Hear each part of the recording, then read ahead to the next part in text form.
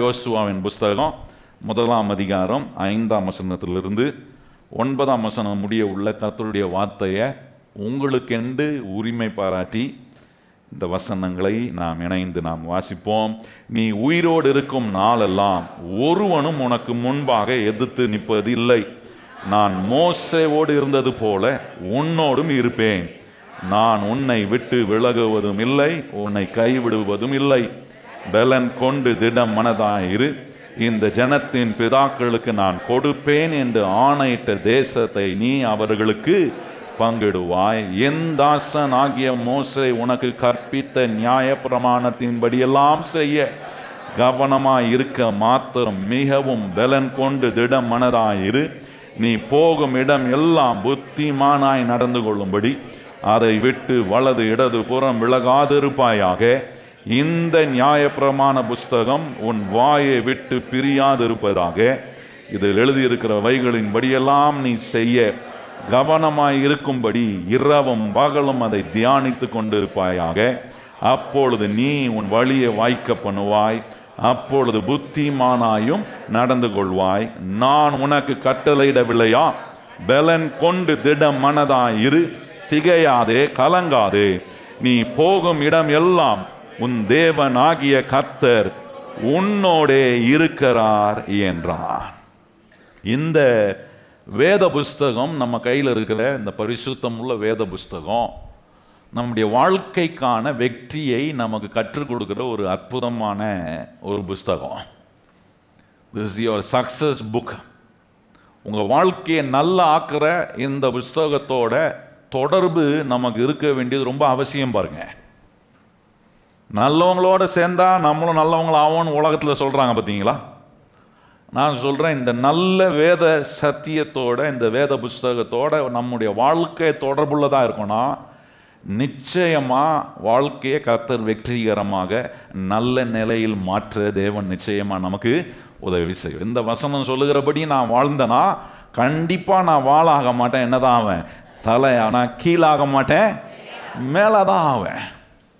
நம்முடைய தேவன் வெற்றியை போதிக்கிற சிறந்த ஒரு ஆசிரியர். பாருங்க, உலகத்திலே ஒரு பெஸ்ட் டீச்சர் நமக்கு வெற்றியை குறித்து சக்ஸஸை குறித்து போதிக்கிறவர் உண்டுனா இந்த தேவன் தான். நம்ம ஆராதிக்கிற, நம்மளை ரட்சித்து நம்முடைய ஆண்டவராக இருக்கிற இயேசு தான் நமக்கு வெற்றியை போதிக்கிற ஒரு தேவன். பாருங்க, இந்த வெற்றியை போதிக்கிற தேவன் நம்முடைய வாழ்க்கையில் பொருளாதாரத்திலும் நம்முடைய வாழ்க்கை எவ்வளோ வெற்றிகரமாக இருக்க வேண்டும் என்பதை கவனம் வைத்து ஆண்டவர் பேசுகிறதா இருப்பார். ஒரு மனுஷன் எல்லா காரியத்திலும் நல்லா இருந்துட்டு பண விஷயத்தில் ரொம்ப மலிவான நிலையில் வீக்கான நிலை இருப்பானா, நான் சொல்கிறேன் அது ஒரு முழுமையான வெற்றிக்கு ஒரு அறிகுறியான ஒரு வாழ்க்கை அல்ல.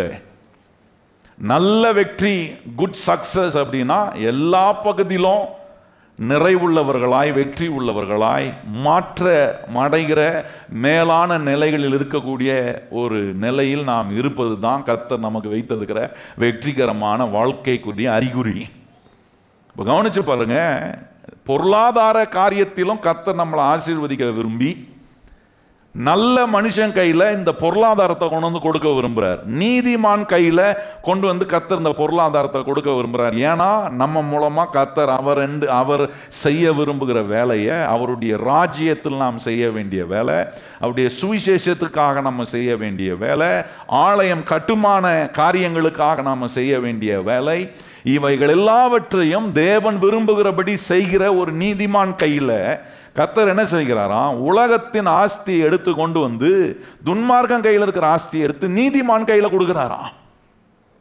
ஆனால் இன்னைக்கு நல்லா கவனிச்சு பாருங்க, கிறிஸ்தவர்களுடைய மனதுக்குள்ளேயும் இருதயத்துக்குள்ளேயும் எதை அதிகமாக அவங்க தியானிக்கிறாங்க, எண்ணுகிறாங்கன்னா அவங்களுடைய வாழ்க்கையில் நடக்கிற குறைவுகள், அவங்க வாழ்க்கை சாபகரமாக இருக்கிற ஒரு நிலை, தரித்திரமான ஒரு நிலை, இதையே தான் சிந்திக்கிறோம். பாருங்க, தேவன் நம்மளை ஆசீர்வதித்து, தேவன் நம்மளை மேன்மைப்படுத்தி, அவருக்கென்று நம்மளை வாழும்படி, அவருக்கென்று நம்மளை உபயோகப்படுத்த விரும்புகிற இந்த சிந்தனை ஒரு மனுஷனுக்குள்ள வரலனா அந்த மனுஷனுடைய கையின் பிரயாசத்தின் நிறைவை அவன் அனுபவிக்க முடியாமல் போய் விடுகிறான்.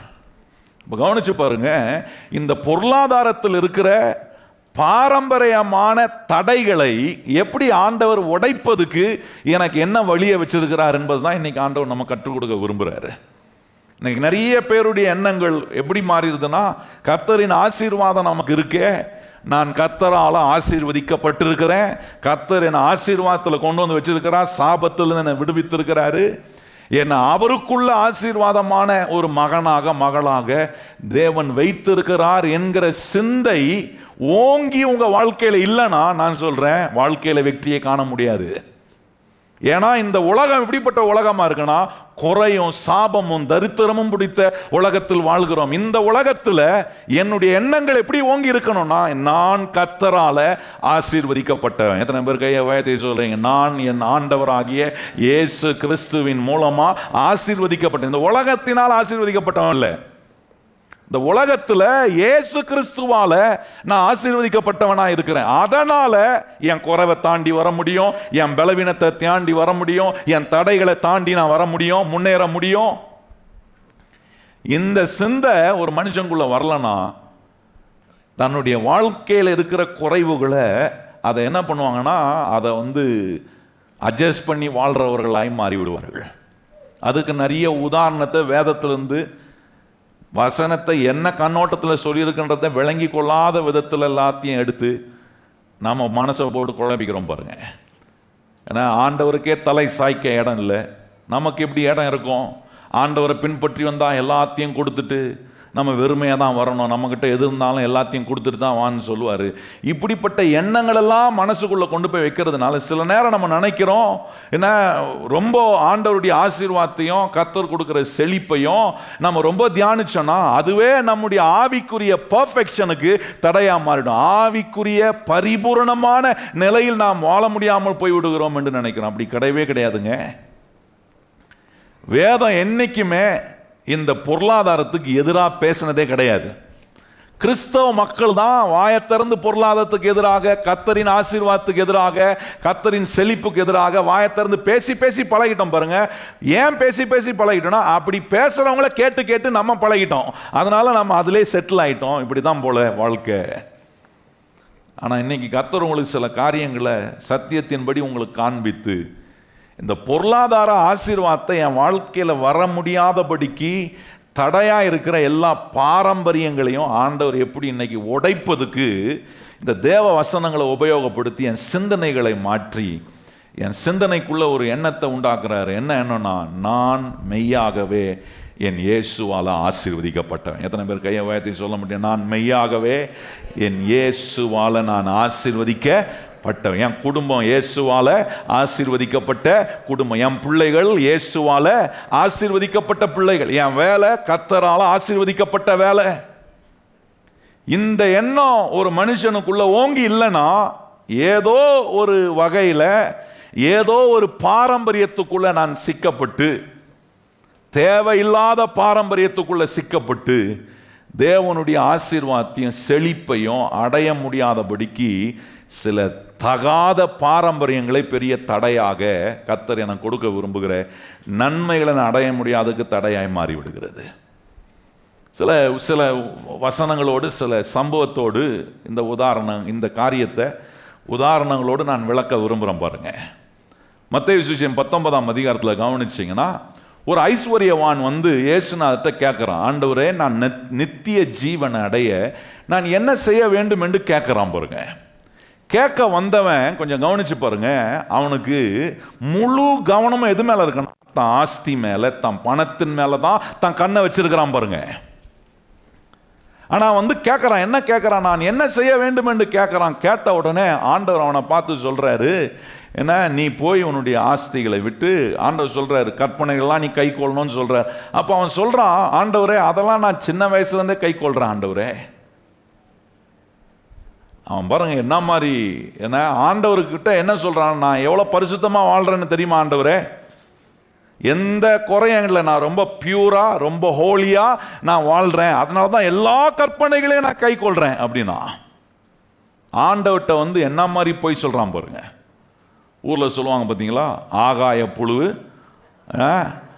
அண்ட புழுன்னு வாங்க பாருங்க, அது மாதிரி புழுவுறான் ஆண்டவர்கிட்ட. என்ன புழுவுறான், நான் எவ்வளோ பரிசுத்தமாக வாழ்றேன் தெரியுமா, அப்போ ஆண்டவர் அவனை பார்த்து சொன்னார், நீ போய் உன் ஆஸ்திகள் எல்லாம் என்ன பண்ணு, விற்று ஏழைகளுக்கு கொடுத்து விட்டு என்னை பின்பற்றி வான்னு சொல்றாரு.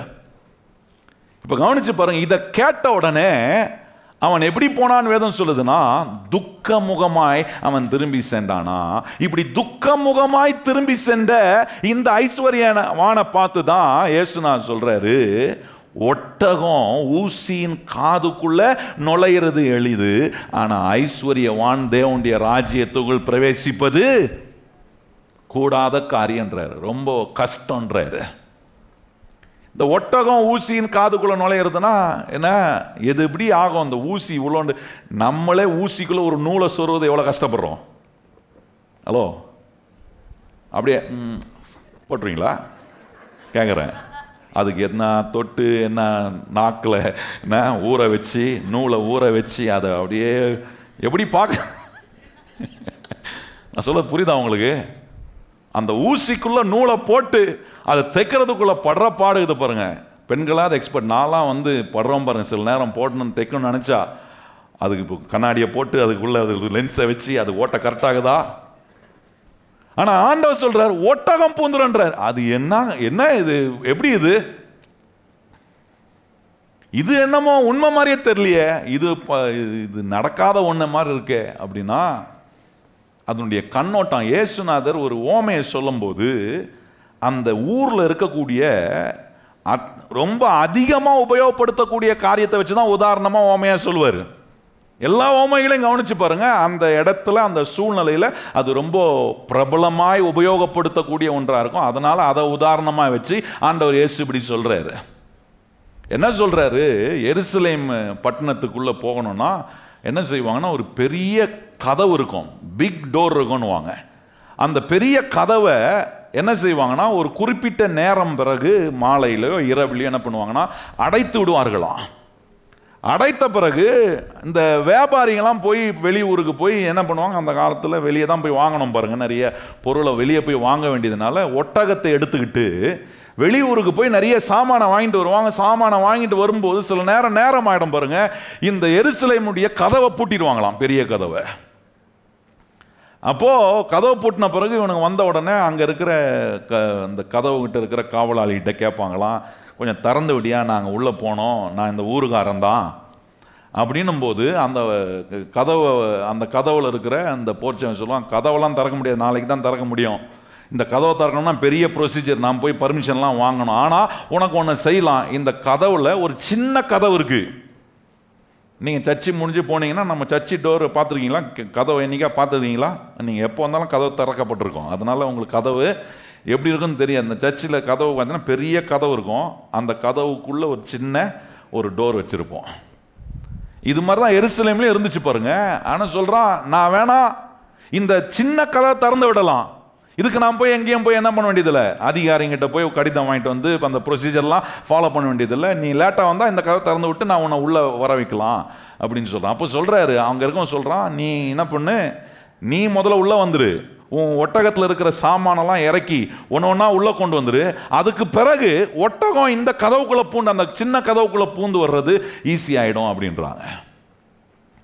இப்போ கவனிச்சு பாருங்க, இப்படி ஒரு ஆப்ஷனை கொடுத்துட்டு இந்த வியாபாரி நினைக்கிறான், என்ன நான் போய் கஷ்டப்பட்டு போய் பொருளை எங்கே போய் என்ன மாதிரி பார்கெயின் பண்ணி லாபகரமாக நம்ம விற்கிறதுக்காக வாங்கிட்டு வந்தால், இந்த ஆள் நின்றுக்கிட்டு கேட்டுக்கு அந்த பக்கம் நின்றுக்கிட்டு இவனை சொல்கிறான், நான் சின்ன கதவை திறந்து விட்றேன், நீ சாமான்லாம் ஒன்று ஒன்றா கொடு, நான் ஒன்று ஒன்றா வாங்கி உள்ளே வச்சுக்கிறேன், அதுக்கப்புறம் நீ ஒட்டகத்தையும் உள்ளே அனுப்பிட்டு கடைசியாக நீ வா அப்படின்னும் போது இவன் யோசிக்கிறான்னு வைங்க, நான் சாமானெல்லாம் எடுத்து ஒன்று ஒன்றா கொடுத்துட்டு உள்ளே அவன் வாங்கி வச்சுட்டு இந்த சின்ன கதவுரம் பூட்டிட்டு உள்ளே விடாமல் போயிட்டானா? இப்படி எண்ணமுடைய ஒரு மனுஷனா இந்த ஐஸ்வர்யவான் இருக்கிறான். ஏன்னா அவனுக்கு வந்து ஐஸ்வர்யம் பிரச்சனை கிடையாது, ஆண்டவர் சொல்ல அவன்கிட்ட இருந்த ஆஸ்தி பிரச்சனை கிடையாது, ஆனா அந்த ஆஸ்தி அவனை பிடிச்சி வச்சிருந்தது தான் பிரச்சனைன்றாரு. இன்னைக்கு நிறைய நேரம் பாருங்க, பண ஆசை தான் எல்லா தீமைக்கும் வேறா இருக்கு. பணம் தப்புன்னு சொல்லல ஆண்டவர், பொருளாதார ஆசீர்வாதம் தப்புன்னு ஆண்டவர் சொல்லல. இன்னைக்கு கிறிஸ்தவ மக்கள் இதை புரிந்து கொள்ளாம தேவ ஆசீர்வாதம், தேவ செழிப்பு, தேவன் கொடுக்க விரும்புகிற பொருளாதார ஆசீர்வாதத்தை நம்ம மனசுக்குள்ள யோசிக்கிறதே இல்லை, சத்தியத்தின்படி அதன்படி ஆராய்கிறது இல்லை. அந்த சத்தியத்தின்படி நம்ம வாழ ஒப்பு கொடுக்காததுனால தான் அநேக நன்மைகள், பொருளாதார நன்மைகள் இன்னும் நம்ம கைக்கு வராமல் இருப்பதுக்கு காரணம் இந்த பணம் நம்மளை பிடிச்சி வச்சிருக்கா, அல்லது இந்த பணத்தை ஆண்டவர் அவருடைய வேலைக்காக, அவர் என்ன செய்ய விரும்புகிறாரோ அதை செய்வதற்காக என்னை உபயோகப்படுத்தக்கூடிய ஒரு கருவியாக கர்த்தர் வச்சிருக்கிறார் என்பதை பார்க்குறேன்னா. நல்லா கவனிச்சு பாருங்க. இப்படிப்பட்ட ஒரு ஐஸ்வர்யவானை பார்த்து தான் இயேசுநாதர் அந்த இடத்துல சொல்றாரு, என்னன்னா ஒட்டகம் ஊசியின் காதுக்குள்ள கூட நுழைஞ்சிரும், ஆனால் ஐஸ்வர்யவான் தேவனுடைய ராஜ்யத்துக்குள்ள பிரவேசிப்பது கூடாத காரியம், ரொம்ப அரிதா இருக்குன்றார். It's hard. இதை சொல்லும்போது சில நேரம் இதை புரிஞ்சிக்காம இதுல என்ன கண்ணோட்டத்தில் ஆண்டவர் சொல்றாருன்றதே விளங்கி கொள்ளாம நிறைய கிறிஸ்தவங்க ஐஸ்வர்யவான் தேவனுடைய ராஜ்யத்துக்குள் பிரவேசிப்பது கூடாத காரணம். எத்தனை கிறிஸ்தவங்க அல்லேலூயா ஆமேன் சொல்லிருப்பாங்க தெரியுமா?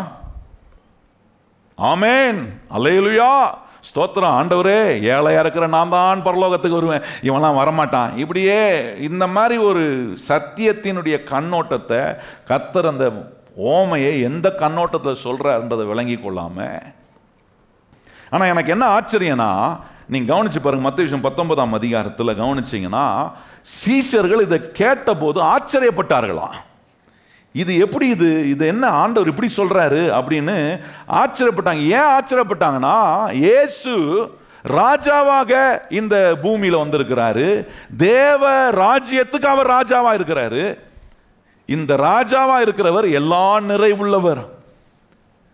வெளிப்படுத்தின விசேஷம் 19ஆம் அதிகாரம் 20ஆம் அதிகாரம் 21ஆம் அதிகாரம் வாசித்தீங்கன்னா நம்முடைய தேவன் எவ்வளவு பரிபூரணம் உள்ளவர் என தங்க வீதியில, தங்க பட்டணத்தில் எல்லா நிறைவோட வாழ்கிற இந்த தேவன் எப்படிப்பட்டவர் என்பதை சீஷர்கள் அறிந்திருக்கிறாங்க. பாருங்க, அறிந்திருக்கிறதுனால சீஷர்களுக்கு ஒரே பெரிய ஆச்சரியம். என்னது, ஐஸ்வர்யவான வரமாட்டானா, இவரே நல்ல சம்பூர்ணம் உள்ளவர், நிறைவுள்ள கர்த்தராச்சே, அப்படின்னா இவரே உள்ள வர முடியாதே அப்படின்ற யோசனை பாருங்க. அதில் அப்படி சொல்லியிருக்கு பாருங்க. மத்தேயு 19ஆம் அதிகாரத்தில் 25ஆம் வசனம் பாருங்க, சொல்றாரு, அவருடைய சீஷர்கள் அதை கேட்டு மிகவும் ஆச்சரியப்பட்டு, அப்படியானால் யார் ரட்சிக்கப்பட கூடும் என்றார்கள். கேட்கிறாங்க, ஆண்டவரே அப்படின்னா யார் தான் உள்ள வர முடியும்? அப்போ ஆண்டவர் அந்த இடத்துல ஒரு காரியத்தை சொல்றாரு பாருங்க. இந்த காரியத்தை விளங்கி கொள்றதுக்கு மார்க் சுவிசேஷம் 10ஆம் அதிகாரம், மார்க் சுவிசேஷம் 10ஆம் அதிகாரத்தில் 24ஆம் வசனத்தில் சொல்றாரு பாருங்க. என்ன சொல்றாரு, சீஷர்கள் அவருடைய வார்த்தைகளை குறித்து ஆச்சரியப்பட்டார்கள். சீஷர்கள் இதே சம்பவம் தான் அங்க சொல்றாரு. சீஷர்கள் இந்த வார்த்தையை கேட்டு ஆச்சரியப்பட்டார்களாம். ஆச்சரியப்பட்டு இயேசு பின்னும் அவர்களை நோக்கி, பிள்ளைகளே, ஐஸ்வர்யத்தின் மேல் நம்பிக்கையாயிருக்கிறவர்கள் தேவனுடைய ராஜ்யத்தில் பிரவேசிப்பது எவ்வளோ.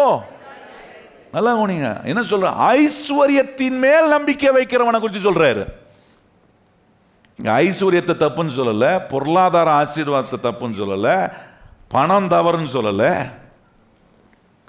ஆனா என்ன சொல்றாரு, தேவன் மேல் நம்பிக்கை வைக்காம நிலையற்ற பொருள் மேல் ஒரு மனுஷன் ஈர்க்கப்பட்டு அதன் மேல தாம் முழு நம்பிக்கையை வைக்கிற அந்த மனுஷனை குறித்து தான் இங்கே ஆண்டவர் சொல்றாரு. நல்லா கவனிச்சு பாருங்க.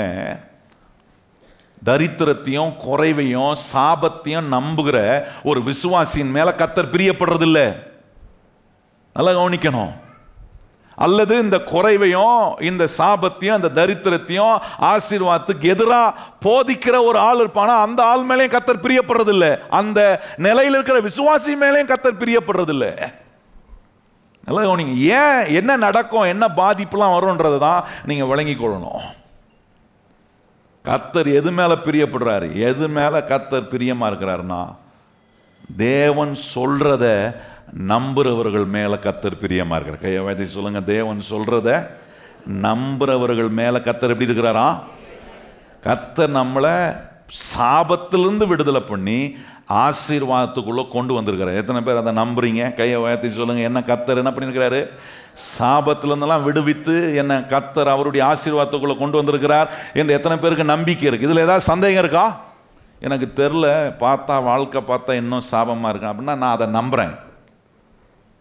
குறைவை நம்புறேன், தரித்திரத்தை நம்புறேன். நல்ல கவனிங்கள். இது மேலதான் என் கண்ணை வைக்கிறேன், இதுவே நான் கவனமா இருக்கேன். எது மேல கவனத்துக்கு கொண்டு வர முடியலன்னா கர்த்தர் எனக்கு வச்சிருக்கிற அவருடைய என்னை கொண்டு வந்து ஆசீர்வாதத்தில் வச்சிருக்கிறாரே.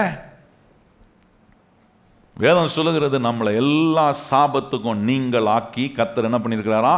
மீட்டு கொண்டு என்னை கொண்டு வந்து ஆபிரகாமுக்கு உண்டான ஆசீர்வாதத்துக்குள்ள கொண்டு வந்து கர்த்தர் வச்சிருக்கிறார். கிறிஸ்து இயேசுவின் மூலமா என்னை இப்போ ஆபிரகாமுடைய ஆசீர்வாதத்துக்குள்ள கொண்டு வந்து வச்சிருக்கிறாரு. இந்த ஆசீர்வாதத்துக்குள்ள நான் இருக்கிறேன்.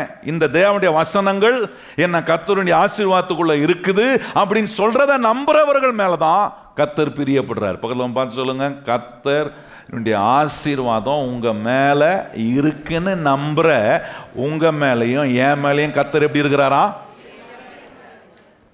நான் விசுவாசிக்கிறேன். என்ன விசுவாசிக்கிறேன்? இருதயத்தில் என் தேவன் என்ன ஆசீர்வதிக்கிற என் தேவன் என் குறைவெல்லாம் நிறைவாக்க முடியும் என்று நான் விசுவாசிக்கிறேன். என்ன ஆசீர்வதிக்கிற தேவன் என் கையில பொருளாதார நன்மையை கொடுக்கிறாரு. அதை கொடுக்கிற நன்மை எல்லாம் எடுத்து கர்த்தருடைய வேலைக்காக, கர்த்தருடைய ராஜ்யத்துக்காக, கர்த்தர் கட்ட விரும்புகிற காரியங்களுக்காக கொடுக்கக்கூடிய ஒரு உள்ளம் இருக்கு பாருங்க. அந்த இருதயம் உள்ள விசுவாசம் உள்ள இருதயத்தின் மேல கர்த்தர் பிரியமா இருக்கிறாரு. கர்த்தருக்காக நான் கொடுக்கிறேன், ஆனா இன்னும் அதிகமா கொடுக்கணும், கோடி கோடியா ஆண்டவருடைய வேலைக்காக கொடுக்கணும்ன்ற ஒரு விசுவாசம் உள்ள இருதயம் யாருக்கு வருதோ அவர்கள் மேல கர்த்தர் பிரியமா இருக்கிறார். ஏன்னா அவர்களுக்கிட்ட என்ன ஆசீர்வாதத்தை கொடுத்தாலும் அந்த பொருள் அவர்களை பிடித்து வைப்பதில்லை, அவருடைய கண்ணை கர்த்தர் மேல தான் வைப்பார். கையை வாய்த்தி சொல்லுங்க, ஆண்டவரே என் கண்ணு எப்பொழுதும் உங்க மேல தான் இருக்கு. எத்தனை பேர் சொல்றீங்க வாயை திறந்து? சிலர்லாம் கண்ணை வந்து எது மேல வச்சிருக்கிறோம்? கொஞ்சம் பணம் வந்தோன்னா பணத்துக்கு மேலே கண்ணு போயிடுதா? ராத்திரி தூக்கம் வரமாட்டேது சிலருக்கெல்லாம். ஏன்னா கண் எது மேலே இருக்கு? பணத்தின் மேலே, பொருள் மேலே. நான் சொல்கிறேன், எந்த உயர்வை கொடுத்தாலும், எந்த மேன்மை கொண்டு போனால் என் கண்ணை கர்த்தருக்கு நேராக நான் ஏறெடுக்கும் போது தூங்க வேண்டிய நேரத்தில் நல்லா தூங்குவேன், ஏன்னா செயல்பட வேண்டிய நேரத்தில் நல்லா செயல்படுவேன். உயிர் உள்ள நாள் வரைக்கும் கர்த்தருக்காக வாழ்கிற ஒரு வாழ்க்கையை வாழ்கிற ஒரு ஆசீர்வாதமான கிறிஸ்தவ வாழ்க்கையை வாழ்வதற்காக தான் என் மேல கர்த்தர் தம்முடைய ஆசீர்வாதத்தை வைக்கிறாரு. அவருடைய சுவிசேஷத்தை போய் தைரியமா சொல்லுவேன். அவருடைய ராஜ்யத்தை கட்டுவதற்காக என் கையை திறந்து நான் கொடுப்பேன். என் கையின் உழைப்பெல்லாம் கர்த்தர் ஆசீர்வதிக்கிற நன்மையை எனக்கு கொண்டு வர்றாரு. எதுக்குன்னா அவருக்காக அதை உபயோகப்படுத்த, அவருக்காக வாழ எனக்கு சுகத்தை கொடுப்பார், என்னை வாழ வைப்பார், என் ஆயுசு நாட்களை நீடித்து இருக்க செய்வார். ஏன்னா நான் அவருக்காக வாழ்கிறேன். கையை வைத்து சொல்லுங்க, நம்மலாம் யாருக்காக வாழ்றோம்? நமக்காக வாழலை. இந்த ஐஸ்வர்யவான் தான் பணத்துக்காக தான் அவன் வாழ்றான், அதன் மேல கண்ணை வைக்கிறான், அதை விட்டு அவனால வர முடியும். அது அவனை பிடிச்சி வச்சிருந்துச்சு பாருங்க. நல்லா கவனிச்சு பாருங்க, கர்த்தர் எது மேல பிரியப்படுறாருன்னா அவருடைய வார்த்தையின் மேல விசுவாசம் வைத்து கர்த்தர் சொல்றத செய்கிற விசுவாசம் உள்ள இருதயத்தின் மேலதான் கர்த்தர் பிரியமா இருக்கிறார்.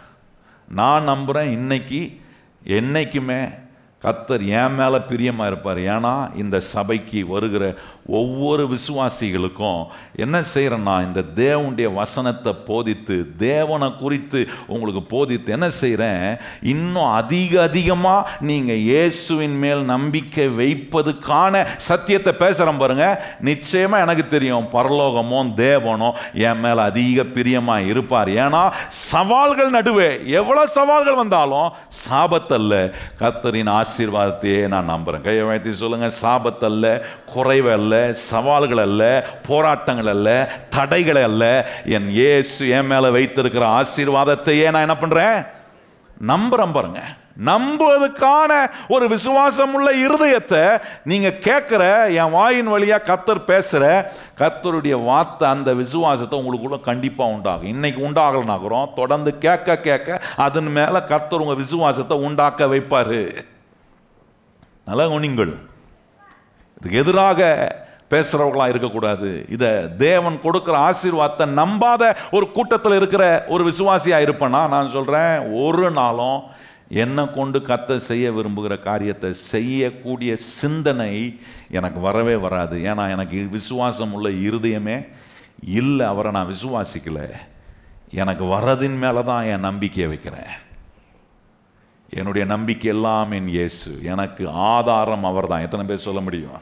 என்னுடைய சோர்ஸ் அவர் தான். கையை உயர்த்தி சொல்லுங்க, என்னுடைய சோர்ஸ் அவர் தான். நீங்கள் உங்களுக்கு வர்ற ஒரு சோர்ஸை நம்பி அது மேலே கண்ணை வச்சிங்கன்னா, அந்த சோர்ஸ் நின்றுச்சுன்னா அப்புறம் என்ன செய்வீங்க? கொஞ்சம் யோசிச்சு பாருங்க.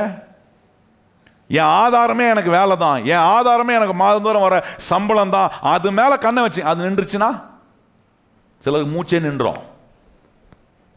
ஆனால் கர்த்தர் மேலே கண்ணை வச்சிங்கன்னா எது நின்றாலும் எனக்காக ஒரு புது வழியை திறக்க அவர் வல்லவர். ஆயிரக்கணக்கான விதங்களில் வழிகளில் எனக்கு அற்புதங்களை செய்யக்கூடிய தேவன் மேலே கண்ணை வைக்கிறோம் பாருங்க. அவர் என்ன ஒருபோதும் வெட்கமடைய அவர் விடவே மாட்டார். கையை உயர்த்தி சொல்லுங்க, நான் கர்த்தர் மேலே நம்பிக்கை வைத்தா என்ன அவர் என்ன செய்ய மாட்டார்? ஒருபோதும் வெட்கமடைய விடவே மாட்டார். அப்போ ஆண்டவர் பாருங்க, இந்த தரித்திரத்தையும் குறைவையும் சாபத்தையும் நம்புற ஒரு விசுவாசி மேலே கர்த்தர் பிரியப்படுறதில்லை. இந்த குறைவையும் இந்த ஆசீர்வாதத்துக்கு எதிராக பேசுகிற ஒருத்தர் மேலேயும் கர்த்தர் பிரியப்படுறதும் இல்லை. இப்படி இருக்கிறதுனால என்ன கெடுதி உண்டாகணும்? What kind of spoiling things ஹேப்பன்னா, என்ன விதமான கெடுதியான காரியம் நடக்குதுன்னா, இதை தரித்திரத்தையும் குறைவையும் இல்லாமையும் நம்புகிற ஒரு விசுவாசியோ அதை பேசுகிற ஒரு நபராக இருப்பாங்கன்னா, அவங்களுக்கு கீழே வருகிற அதை கேட்குற அவர்களை பின்பற்ற அத்தனை பேரும் எப்படி தான் இருப்பாங்கன்னா தரித்திரமான நிலையில் தான் இருப்பாங்க. நல்லா கவனிங்க, இந்த உலகத்தில் ஏற்கனவே போதுமான தரித்திரம் இருக்குங்க. நான் சொல்றதை கொஞ்சம் சிந்திச்சு பாருங்க. இந்த உலகத்தில் ஏற்கனவே போதுமான தரித்திரம் இருக்கு. இன்னும் தரித்திரத்தை பேசுறதுக்கு எதுக்கு இன்னொரு ஆள் தேவை? இன்னும் குறைய பேசுறதுக்கு ஏன் ஒரு ஆள் தேவை? ஏன்னா இந்த உலகத்தில் போதுமான அளவுக்கு போதுமானதுக்கும் மேலான விதத்தில் குறைவும் தரித்திரமும் இருக்கு. ஒவ்வொரு நாட்டில் இருக்கிற அரசாங்கம் என்ன செய்து கொஞ்சம் கவனிச்சு பாருங்க. தங்க நாட்டில் இருக்கிற குறைவையும் தரித்திரத்தையும் நீக்குவதற்கான திட்டத்தை போட்டுக்கொண்டே இருக்கிறாங்க. என்ன விரும்புகிறாங்க? அந்த நாட்டை நடத்துகிறவர்கள் என்ன விரும்புகிறாங்க? நம்ம நாடு குறைவுள்ளவதாக இருக்கக்கூடாது, நம்ம நாட்டின் மக்கள் குறைவுள்ளவர்களாக இருக்கக்கூடாது. இந்த திட்டத்தை போட்டுட்டே இருக்கிறாங்களே பாருங்க. நான் சொல்கிறேன், நம்ம ஆண்டவர் நம்மளை குறைவில் இருக்கக்கூடிய சிந்தனை உள்ளவர்களாக இருக்க விட்டுருவாரா? நானும் இந்த அரசாங்கத்தோடு சேர்ந்து கவனிச்சு பாருங்க. அரசாங்கம் குறைவில் இருக்கக்கூடாது, தரித்திரத்தில் இருக்கக்கூடாதுன்னு இந்த குறைவையும் தரித்திரத்தை நீக்கிறதுக்கான திட்டம் போடுறாங்க பாருங்க. அவர்கள் போடுற திட்டத்தை காட்டிலும் தேவனுடைய ஊழியனா கர்த்தர் எப்படி ஒரு மனுஷனுடைய வாழ்க்கையில் இருக்கிற தரித்திரத்தை நீக்க முடியும், எப்படி தேவன் ஒரு மனுஷனுடைய வாழ்க்கையில் இருக்கிற குறைவை நீக்க முடியும்னு கர்த்தருடைய வசனத்தை எடுத்து தேவனுடைய பிரமாணங்களையும் கோட்பாடுகளையும் நாம கை கொள்ள வேண்டிய காரியங்களை இந்த வசனத்தினால போதிக்கிறோம் பாருங்க. இதை கேட்கும்போது தான், இந்த சத்தியத்தை கேட்கும்போது நம்முடைய குறைவிலிருந்து தரித்திரத்திலிருந்து சாபத்திலிருந்தெல்லாம் இயேசு கிறிஸ்து நம்மளை விடுவிக்க வல்லவராய், நம்முடைய நாட்டை நம்முடைய சூழ்நிலைகளில் கர்த்தர் எல்லாவற்றையும் மாற்றி அற்புதமான விளைவுகளை கொடுக்கக்கூடிய தேவனாக இருக்கிறார். இது ஒரு விதமான ஸ்பாயிலை உண்டாக்குது, கெடுதியை உண்டாக்குது பாருங்க. இதை நம்புகிற ஒரு கூட்டம் இருக்குன்னா, இதை குறித்து இந்த குறைவையே பேசுகிற ஒரு கூட்டம் இருக்குன்னு வச்சுங்க. அந்த கூட்டத்துக்கு பின்னாடி சேர்ற கூட்டம்லாம் எல்லாம் குறைவுள்ள கூட்டமாக தான் இருக்கும். இன்னொரு கெடுதியான காரியம் நடக்கும்னா, இந்த குறைவை பேசுகிற கூட்டத்தில் கவனிச்சிங்கன்னா அந்த கூட்டத்தினுடைய ஆட்கள் அதனுடைய குறைவிலேயே வளருகிறவர்களாக இருப்பார்கள். அதனால தான் ஆண்டவர் சொல்றாரு, இந்த குறைவிலிருந்து நான் விடுவிக்கப்பட, இந்த தரித்திலிருந்து நான் விடுவிக்கப்பட, இந்த சாபக்கேடா நிலையிலிருந்து இந்த சிந்தனையிலிருந்து நான் விடுவிக்கப்பட கர்த்தர் சொல்றாரு, இன்னைக்கு கர்த்தர் என் மேலே வச்சிருக்கிற ஆசீர்வாதம், கர்த்தர் எனக்கு வச்சிருக்கிற பொருளாதார ஆசீர்வாதங்களை நான் அடைய முடியாதபடிக்கு என்னை தடுக்கிற, என்னை உடைக்கிற சில பாரம்பரியங்கள் என்ன என்பதை நான் அறிந்து கொள்ளணும். நீங்கள் அதுதான் உங்களுக்கு காண்பிக்க விரும்புகிற மாதிரி மார்க் சுவிசேஷம் 7ஆம் அதிகாரம். இந்த பாரம்பரியத்தெல்லாம் உடைச்சோன்னா, சில நல்ல பாரம்பரியம் இருக்குது, அதெல்லாம் ஒன்றும் பிரச்சனை இல்லை. ஆனால் தகாத பாரம்பரியங்களை தான் கிறிஸ்தவர்கள் என்ன பண்ணுறோம், அதிகமாக பிடித்து கொள்கிறோம் பாருங்கள். மார்க் சுவிசேஷம் 7ஆம் அதிகாரம் வாங்க. மார்க் சுவிசேஷம் 7ஆம் அதிகாரத்தில் இன்னைக்கு இது போலதான் கர்த்தரின் ஆசீர்வாதத்தையும் ஒரு பெரிய பாரம்பரியமாக கொண்டு வந்து அதை நம்ம வாழ்க்கையில் நம்ம அனுபவிக்க முடியாதபடி ஒரு தடையாக கொண்டு வந்து வச்சிடறோம். இன்னைக்கு இதை பிரேக் பண்ணணும் பாருங்க. ஆண்டவர் பாரம்பரியம்லாம் தப்புன்னு சொல்லலை, ஆனால் சில கெடுதியான பாரம்பரியத்தை, உங்க ஆசீர்வாதத்தை கெடுக்கிற சில பாரம்பரியம் இருக்க, நீங்க ஆசீர்வதிக்கப்படக்கூடிய சிந்தனை உங்களுக்கு வர முடியாதபடிக்கு சில பாரம்பரியங்களுக்கு பாருங்க, அதெல்லாம் ஆண்டவர் சொல்றாரு, புடுங்கி வேரோட உன் வாழ்க்கையை விட்டு எடுத்து தூக்கி போடுங்கண்ணா. இன்னைக்கு அது இருக்கோன்னா கொஞ்சம் செக் பண்ணி, ஆண்டவரே இது என்னை விட்டு அகற்றுறதுக்கு இன்னைக்கு நீ காட்டுகிற சத்தியத்தை நான் கேட்குறேன், கீழ்ப்படுகிறேன், இந்த சத்தியத்தை விசுவாசிக்கிறேன். ஏன்னா உண்மை விசுவாசிக்கிறவர்கள் மேலே தான் கர்த்தர் பிரியமாக இருக்கிறார். கையை சொல்லுங்க, இயேசு சொல்கிறத விசுவாசிக்கிறவங்க மேலே தான் கர்த்தர் என்னவா இருக்கிறாரு. எத்தனை பேர் நம்புறீங்க உங்களை ஆசீர்வதிக்கிறது கர்த்தருக்கு பிரியம்னு? எத்தனை பேர் விசுவாசிக்கிறீங்க? முதல்ல அதை நம்புறீங்களா? என்னெல்லாம் கர்த்தர் ஆசீர்வதிப்பாரா? இதுதான் நிறைய கிறிஸ்தவம் சொல்லிட்டு சுற்றி தெரியுறோம். நிறைய கிறிஸ்தவம் சொல்லிட்டு சுற்றி தெரியுது என்ன, என்னெல்லாம் எப்படி அவங்கள ஆசீர்வதிப்பார், என்னெல்லாம் ஆசீர்வதிப்பார், இப்படி சொல்லிட்டு சொல்லிட்டு தெரிகிற இந்த மாதிரி வாயை கொஞ்சம் அடைங்க, இந்த மாதிரி எண்ணங்களை உடைங்க. ஆண்டவர் இங்கே ஒரு அற்புதமான காரியத்தை இங்கே காட்டுறாரு பாருங்க. யூத ஆசாரியர்கள் நல்லதை, தேவனுடைய கட்டளையை நிறைவேற்றுவதற்கான வழியை சொல்லிக் கொடுக்க வேண்டிய அவர்கள் வீணான பாரம்பரியத்தை சொல்லிக் கொடுக்கிறார்கள். நல்லா நீங்கள் இன்னைக்கும் கிறிஸ்தவ உலகத்துல தான் நடந்துட்டு இருக்கு. மெய்யான கர்த்தரின் ஆசீர்வாதத்தை ஜனங்களுக்கு வழிகாட்டாம சும்மா அப்படியே மழுப்பி முழு பூசணிக்காவை சோத்தில் வச்சு மறைப்பாங்க பாருங்க. அது மாதிரி கர்த்தர் கொடுக்க விரும்புகிற ஆசீர்வாதம் சொல்லிடக்கூடாது, ஜனங்க கெட்டுருவாங்க. எப்படிங்க கெடுவாங்க? தேவன் ஒரு ஆசீர்வாதத்தை ஒரு மனுஷனுக்கு கொடுக்கும்போது புத்தியை முதல்ல கொடுக்குறாரு. பக்கத்தில் பார்த்து சொல்லுங்க, ஆசீர்வாதத்தை கொடுக்கறதுக்கு முன்னாடி புத்தியை புகுட்டுறாரு. வசனத்தை கேட்க வச்சு இந்த வசனத்தை தியானிக்கிற நமக்கு என்ன கொடுக்குறாரா? நம்மளை புத்திமான ஆக்குறார். கையை வைத்து சொல்லுங்க, இந்த வசனத்தை தியானித்து இந்த வசனத்தை கை கொள்ற என்ன வாக்குறாரு? புத்திமான ஆயிட்டனா எல்லா ஆசீர்வாதமும் கர்த்தர் நம்ம கொடுக்கறத புத்தியோடு உபயோகப்படுத்துவேன். பேதலிக்கிறவனா இருக்க மாட்டேன், அதை நிதானித்து கொள்ளக்கூடிய ஒரு நிலையில் இருக்காத ஒரு மனுஷனாக இருக்க மாட்டேன் பாருங்க. அப்போ எப்படி ஆண்டவர் இந்த பாரம்பரியத்தெல்லாம், வீணான பாரம்பரியத்தெல்லாம் உடைக்கணுன்றத ஆண்டவர் இங்கே காட்டுறாரு பாருங்க. வாசிப்போமா? மார்க்கு சுவிசேஷம் 7ஆம் அதிகாரம் அங்கே சில வசனங்களை 8ஆம் வசனத்திலேருந்து வாசிக்கும்படி நான் விரும்புகிறேன். எல்லாரும் நம்ம இணைந்து வாசிக்கணும். இங்கே இந்த மாதிரி பாரம்பரியத்தில் சிக்கியிருக்கிறேன்னான்னு பார்க்கணும். இது ஒரு உதாரணம். ஆண்டவர் சொல்ல, இது போல மற்ற நிறைய பாரம்பரியங்களை கை கொள்றீங்க அப்படின்றாரு. பார்ப்போமா? 8ஆம் வசனம் வாசிப்போம், எல்லாரும் இணைந்து வாசிப்போம்.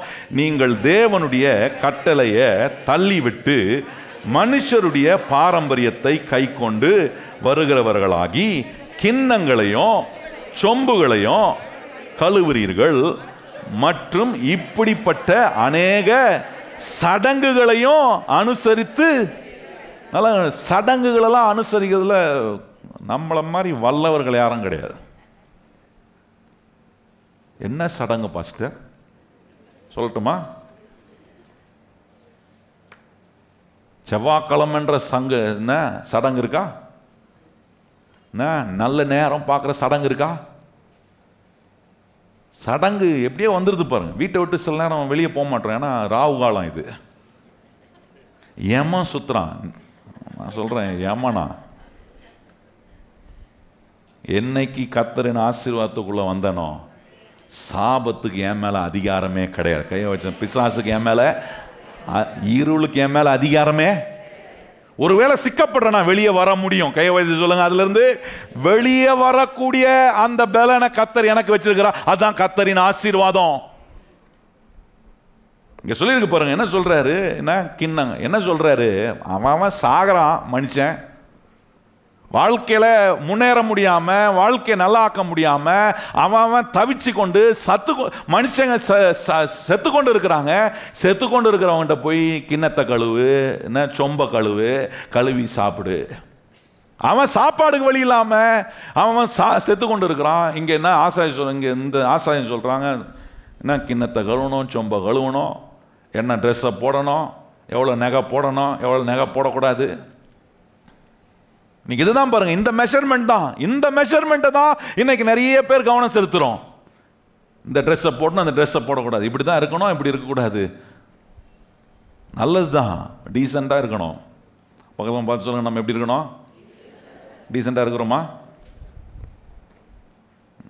ஆமான்னு சொல்லுங்க. என்ன இப்படி இவ்வளோ சந்தேகம்? அப்பா உங்களெல்லாம் பார்த்தா இவ்வளோ சந்தேகமா? டீசெண்டாக இருக்கிறோமா? டீசெண்டாக ஆக்கியிருக்கிறாரா?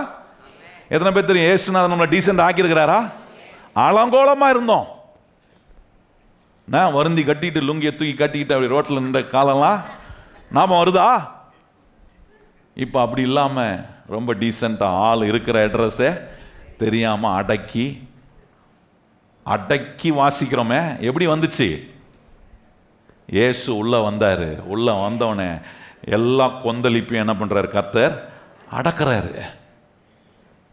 சொல்றாரு, ஆண்டவர் கேட்குறாரு, மனுஷன் சாகுறான், ஒவ்வொருத்தன் சாகுறான், வழி தெரியாம, வாழ்வதற்கு வழி தெரியாம, வாழ்க்கை முன்னேற்றத்துக்கான வழியை அவன் தேடி அலைகிறான். அவன்கிட்ட போய் பாத்திரத்தை கழுவு, என்ன கிண்ணத்தை கழுவு, இதை போடாத, இதை செய்யாத, இப்படி இருக்கணும், அப்படி இருக்கணும், கிறிஸ்தவனை ஆயிட்டினா இப்படி விட்டுறணும், அதை விட்டுறணும், இதை பண்ணக்கூடாது, அதை பண்ணக்கூடாதுன்னு எல்லா மற்ற சடங்குகளெல்லாம் சொல்லுகிறீங்களே.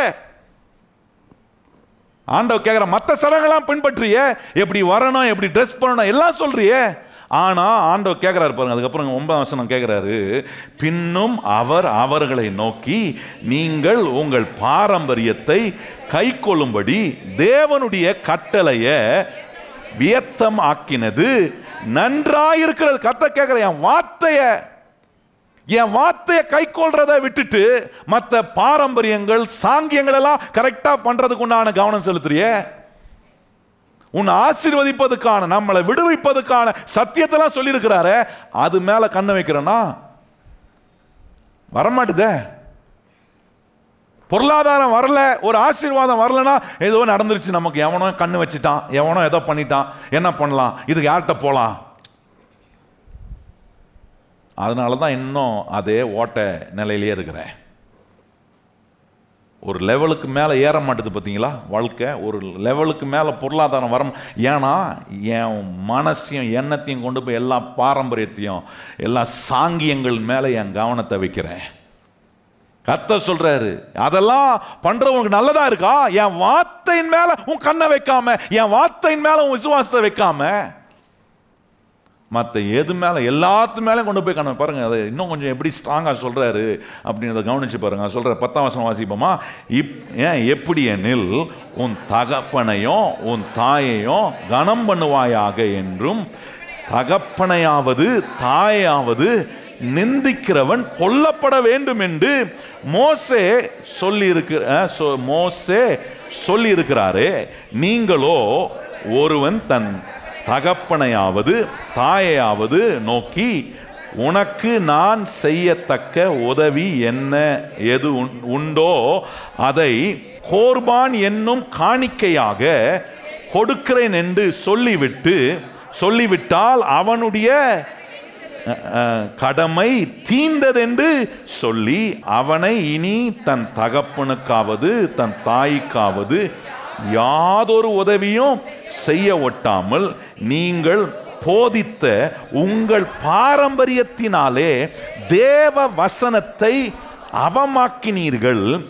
இது போலவே நீங்களும் மற்ற அநேக காரியங்களையும் செய்கிறவர்கள் என்று சொன்னார். நல்லா கவனிச்சு பாருங்க, என்ன சொல்றாரு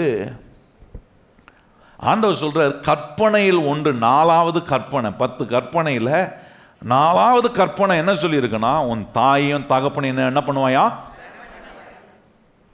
ஆனா இவன் என்ன பண்றான் பாருங்க, ஆசாரியன்ட்ட போறான், போய் கேட்கிறான் ஆசாரியன்ட்ட, என்ன சொல்றான்? என் தாயும் தகப்பனையும் கனம் பண்ண விரும்புறேன், ஆனா எனக்கே வாழ்றதுக்கு வழி இல்லை, என்ன செய்யறதுன்னு தெரியல. என் தாயின் தகப்பனும் கனம் பண்ணுன்னு சொல்லியிருக்கிற பிரமாணத்தையும் என்ன பண்ணக்கூடாது, உடைக்கக்கூடாது, ஆனால் செய்யறதுக்கு உண்டான நிலையும் இல்லை, இதை நான் எப்படி சமாளிக்கிறது அப்படின்னு கேட்குறான் பாருங்க. அதுக்கு இந்த ஆசாரியம் ஒரு ஐடியா கொடுக்குறான். என்ன ஐடியா கொடுக்குறான்? கோர்பான் என்னும் காணிக்க அப்படின்னா அது கர்த்தருக்கு கொடுக்கிற வெகுமதி. அதை சொல்லிட்டினா, வாயை திறந்த சொல்லிட்டினா, அதுக்கப்புறம் நீ செய்யலையோ அது ஒன்றும் பெரிய ஆப்ளிகேஷனே கிடையாது அப்படின்றான். ஆண்டவர் கேட்குறாரு, உன்னை பெற்று வளர்த்து இந்த உலகத்துக்கு உன்னை கொண்டு வந்து உன்னை ஒரு ஆளாக்கி இன்னைக்கு ஒரு நிலையில் இன்னைக்கு அவர்கள் மூலமாக நீங்கள் வந்து உங்களுக்கு ஒரு குடும்பத்தை உண்டாக்கி உங்களுக்கு பிள்ளைகளை கொடுத்து இப்படி சந்ததி சந்ததியாக போயிட்டு இருக்கு பாருங்க. ஒரு பெற்றெடுத்த ஒரு தாய் தகப்பனை ஒரு பிள்ளை கனம் பண்ண வேண்டிய ஒரு நிலையில் இருக்கக்கூடிய ஒரு நிலை இல்லாத ஒரு பிள்ளைகள் இருப்பாங்கன்னா, கர்த்தர் கேட்குறாரு, காண்கிற ஒரு பெற்றோருக்கே ஒரு பிள்ளை தான் பெற்றெடுத்த தாய் தகப்பனை கனப்படுத்தி உதவி செய்ய முடியலனா எப்படி அவன் போய் அந்த ஒரு மனுஷன் கர்த்தருக்கென்று கொடுக்கிற அந்த கோர்பான் என்னும் காணிக்கை அவன் எப்படி கொடுப்பான்னு கேட்குறாரு. அல்ல நீங்கள் என்ன சொல்கிறாங்க, இன்னொரு மொழிபெயர்ப்பில் எப்படி வந்திருக்குன்னா, இந்த பெற்றோருக்கு உதவக்கூடிய விதத்தில் பிள்ளைங்க காரியங்களை செய்யக்கூடிய விஷயத்துக்கு பிள்ளைங்க போய் பெற்றோட சொல்கிறாங்களாம், என்ன சொல்கிறாங்களாம், நான் உனக்கு கொடுத்து உதவுகிற அந்த பணத்தை நான் கர்த்தருக்கு கொடுத்துதான் நலமாக இருந்திருக்கோன்றாங்களாம். இப்படி சொல்கிறவங்க கொஞ்சம் யோசித்து பாருங்க. இந்த ஆசாரிகிட்ட போயிட்டு நான் வந்து எங்கள் அப்பா அம்மாவுக்கு மாதம் மாதம் உதவி செய்யணும்னு விரும்புகிறேன், ஆனால் ஏனாலே முடியல, ஆனால் கர்த்தருடைய கற்பனை இப்படி சொல்லியிருக்கிறத நான் கை கொள்ளணும், ஏதாவது எனக்கு என்ன செய்யறதும் ஐடியா கொடுக்கணும். அவன் என்ன சொல்லியிருக்கணும், உண்மையான ஒரு ஆசாரியன் தானே சொல்லியிருக்கணும், கர்த்தருடைய வார்த்தை இது, அதை செய்யணும், அதை செய்கிறதுக்கு நீ என்ன முயற்சி எடுக்கணுமோ எடு, நீ இந்த மாதம் இவ்வளோ கொடுக்கணும்னு நீ மனசில் நியமிச்சிருக்கியா, அந்த தொகையை கொடு, அந்த உதவியை செய், அதோடு நிறுத்திட்டு அதை இன்னும் கொண்டு மேற்கொண்டு செய். ஏன்னா கர்த்தருடைய வார்த்தை சொல்லி உன் தாயின் தகப்பனை நீ கனம் பண்ணினா நீ நீடித்து வாழ்கிற ஒரு ஆயுசு நாட்களை கர்த்தர் உனக்கு கொடுப்பார், உன்னை அவர் ஆசீர்வதிப்பார். இப்படி தானே சொல்லியிருக்கணும். ஆனால் ஆசாரி என்ன செய்கிறான் பாருங்க, கோர்பான் என்கிற ஒரு காணிக்கையை நீ என்ன ஆண்டவருக்கு ஒரு வெகுமதி கொடுக்குறேன்னு சொன்னாலே போதும், அதுக்கு பிறகு நீ வந்து உங்கள் தாயின் தகப்பனுக்கும் உதவி செய்கிறியோ, அவங்களை கனப்படுத்துறியோ, அவங்களுக்கு செய்ய வேண்டியதை காரியங்கள் செய்யறியோ செய்யலையோ, அது ஒன்றும் பெரிய விஷயம் இல்லை. எவ்வளோ பெரிய குடும்பம் பாருங்க. அது கேட்குறாரு ஆண்ட ஆசாரிகளை பார்த்து கேட்குறாரு, நீங்கள் அந்த 13ஆம் வசனம் பாருங்க சொல்றாரு, நீங்கள் போதித்த உங்கள் பாரம்பரியத்தினாலே தேவ வசனத்தை என்ன வாக்கினீர்கள். கேட்கிற தேவ வசனத்தை உண்மைய பொய்யாக்கிட்டீங்களே. அப்ப கவனிச்சு பாருங்க, ஒரு மனுஷன் வீணான நல்ல பாரம்பரியம் இருக்கு. ஜெபம் பண்றது நல்ல பாரம்பரியம். எத்தனை பேர் ஆமேன்னு சொல்றீங்க? ஜெபம் பண்றது நல்ல பாரம்பரியமா? சர்ச்சைக்கு வர்றது நல்ல பாரம்பரியமா? என்ன நிறைய பேர் அமைதியாகிறீங்க? சர்ச்சைக்கு வர்றது நல்ல பாரம்பரியமா? இதெல்லாம் நல்ல பாரம்பரியம். ஏன்னா இங்க வரும்போது கர்த்தருடைய வழிகள் நமக்கு போதிக்கப்படுது. நம்ம மனம் திரும்புவதுக்கும் நம்ம இருதயத்தை இன்னும் கர்த்தருக்கு நேரா திருப்ப, வாழ்க்கையில கர்த்தர் நம்மளை கொண்டு செய்யக்கூடிய காரியங்களை அறிந்து கொள்ள எவ்வளவோ நல்ல விஷயங்களை, எவ்வளவோ நல்ல நல்ல பாரம்பரியம்லாம் இருக்கு பாருங்க.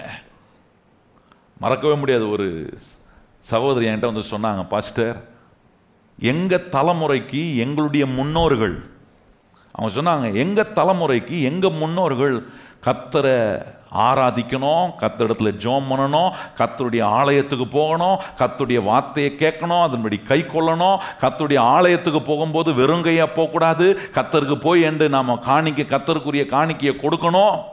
இதெல்லாம் எங்க முன்னோடிகள் எங்களுக்கு சொல்லி கொடுத்த நல்ல பழக்கத்தை இன்னைக்கு நாங்க செய்யறோம் பாஸ்டர். ஆனா எங்களுக்கு இருக்கிற ஒரு பெரிய பயம், ஒரு அச்சம் என்னன்னா, எங்க தலைமுறைக்கு அது தெரியாம போயிடுமோ.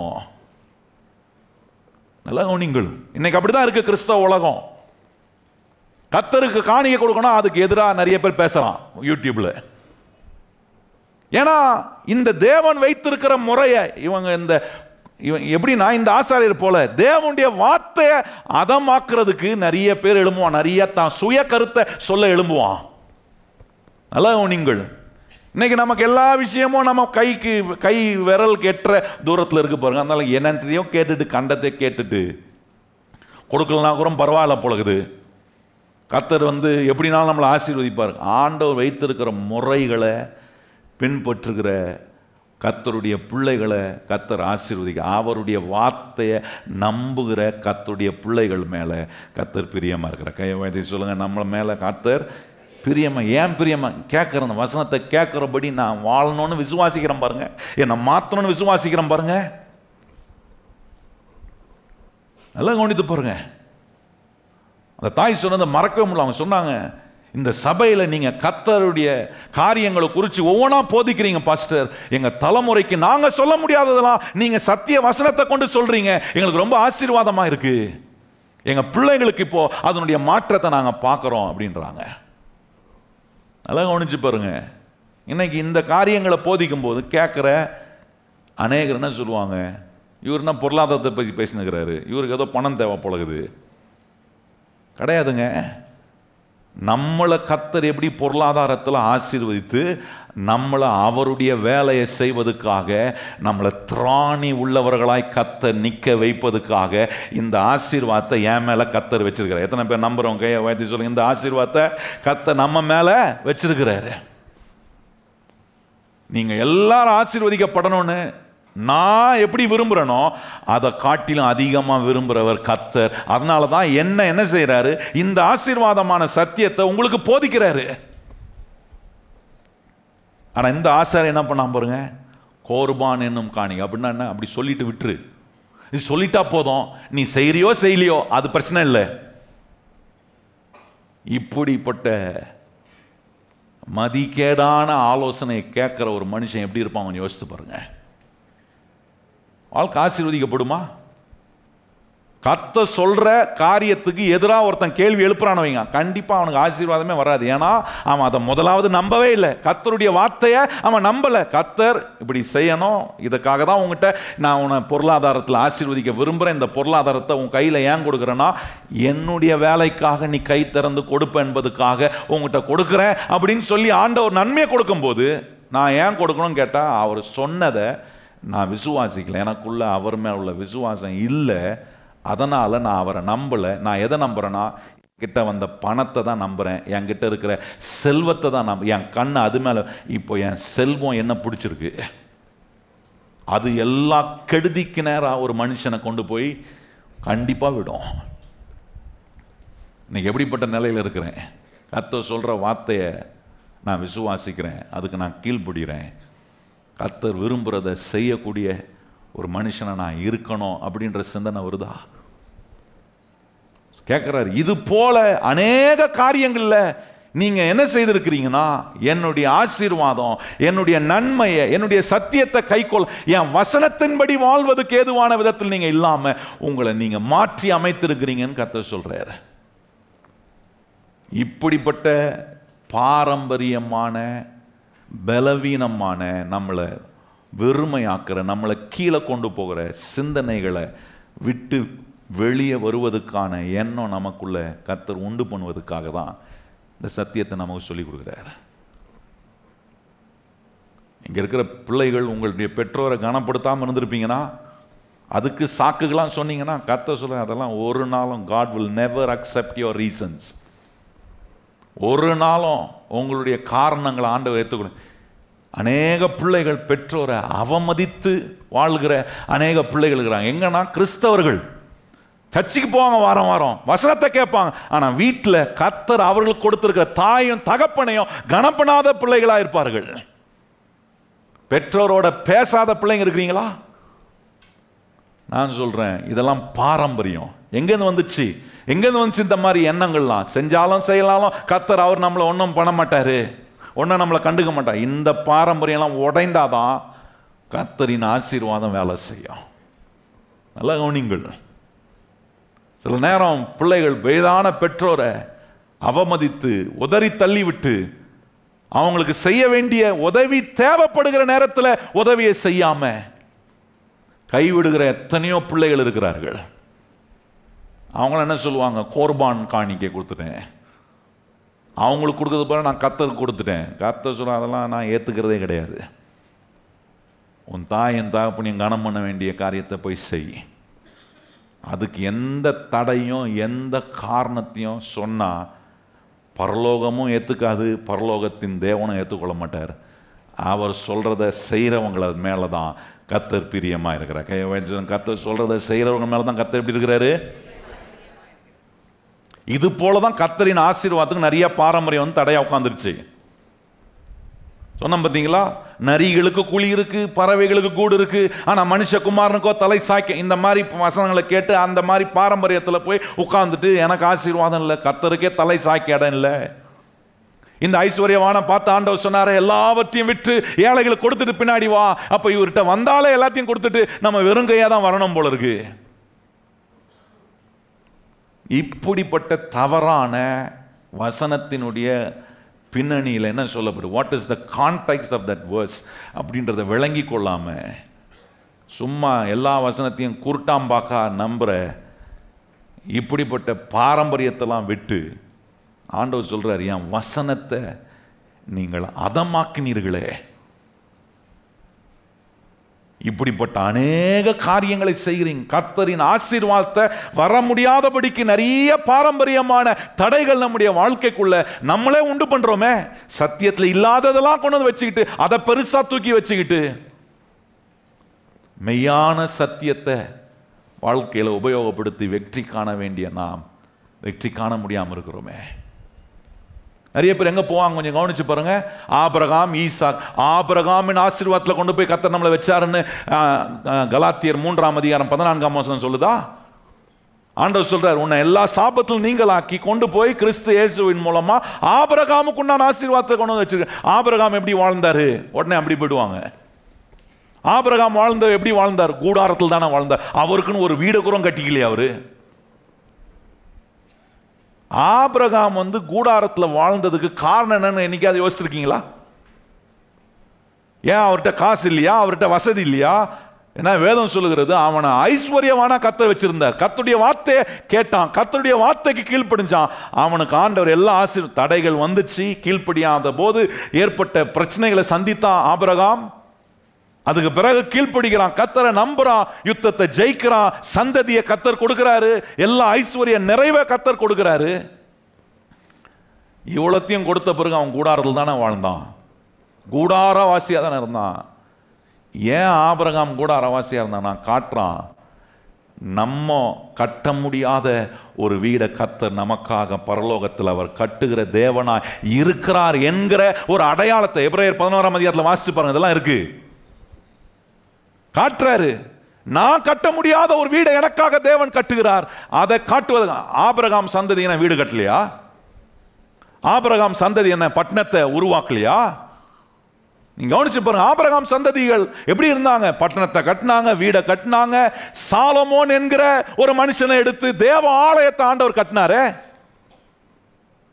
ஆபிரகாமுடைய சந்ததி தானே இவங்களாம். ஆகவே மனசுக்குள்ள இப்படிப்பட்ட போய் சத்தியங்களை சரியா புரிந்து கொள்ளாம, ஆபிரகாமே சீமானா இருந்த ஆபிரகாமே, விசுவாசத்தின் தகப்பனாகிய ஆபிரகாமே கூடாரத்தெல்லாம் வாழ்ந்தார். அதனால் எனக்கு ஒரு வீடை வேணாம், ஒன்றை வேணாம், மண்ணை வேணாம், ஒரு பொண்ணை வேணாம் அப்படின்னு இருந்தீங்கன்னா நான் சொல்றேன், முட்டாள்தனமா வாழ்றேன். ஏன் கர்த்தர் நம்மளை ஆசீர்வதிக்க விரும்புறார்? அந்த ஆசீர்வாதத்தை வச்சு எப்படி ஆண்டவருக்கு பிரயோஜனமா நான் வாழணும் என்கிற சிந்தனை இல்லாத ஒரு மனுஷன் இப்படி காரணங்களை சொல்லி தன்னுடைய வாழ்க்கையை மலிவான நிலையிலேயே, தாழ்வான நிலையிலேயே, குறைவிலேயே வைத்து வாழ்வதை பெருசா பாராட்டி வாழ்கிற ஒரு மனுஷனா மாறிடுறான். இப்படிப்பட்ட பாரம்பரியத்தை நாம் சரி செய்யணும். பக்கத்துல பார்த்து சொல்லுங்க, கர்த்தரின் ஆசீர்வாதம் நம்ம மேல இருக்கு. இந்த ஆசீர்வாதத்துக்கு எதிரான பாரம்பரியம் ஏதாவது மனசுக்குள்ள கெடுக்குதா? அது உடைங்க, சத்தியத்தை வச்சு உடைங்க.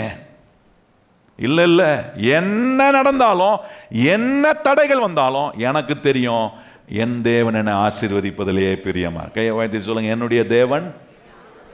நிறைய பேர் சொல்லுவாங்க, ஏதாவது பிரச்சனை தோல்வி வந்தா வந்துருவாங்க, 10 பேர் வந்துருவாங்க.